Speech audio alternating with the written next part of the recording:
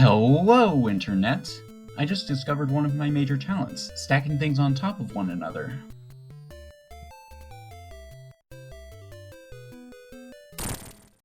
After Sonic 1 and 2 released, the Hedgehog was on top of the world. Sega really wanted to keep him there, and they assembled the best team they could to create the conclusion to the Sega Genesis trilogy. The team wanted to make Sonic 3 the biggest yet, with in-game cutscenes and a massive campaign of levels to travel through. They even experimented with making the game fully 3D at one point. But those pesky deadlines reared their heads again before the game was ready. Sega wanted Sonic 3 to tie in with the McDonald's Happy Meal toys, and the team didn't want to cut content like they did with Sonic 2. So what did they do? They cut content. You see, Sonic 3 was split into two separate releases, the latter being a special cartridge that could lock onto the former and provide the full intended experience.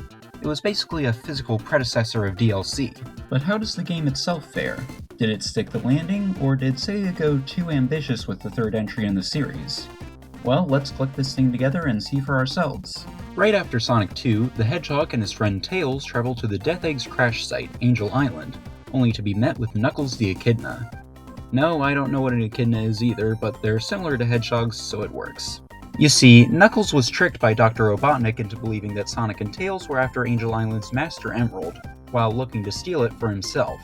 Eventually, he realizes what's going on, and Angel Island is saved. There were a few little story scenes in the prior games, but they dialed it up to 11 with this one. Pretty much every level transitions into each other with a little animation, and it really sells the fact that everything takes place on a single island. Speaking of which, Angel Island is an incredible location to explore. Plenty of zones hint at the early Echidna civilization, from Sky Sanctuary to Hitarakadi, the zone nobody knows how to pronounce the title of. And I really mean explore because while you can easily speed through the levels, there's still a lot to discover. This is exemplified through the other playable characters besides Sonic. Knuckles can glide and climb to reach secret areas, and Tails actually has the ability to fly. Technically he could in Sonic 2, but not when you controlled him. But what are you looking for in these levels? Well, the special stages, of course. You can find them in hidden spots around the stage with no ring prerequisite. Just search around for a wall that seems off and jump right in. In the special stages themselves, you walk around this 3D globe and collect the blue spheres while avoiding the red ones.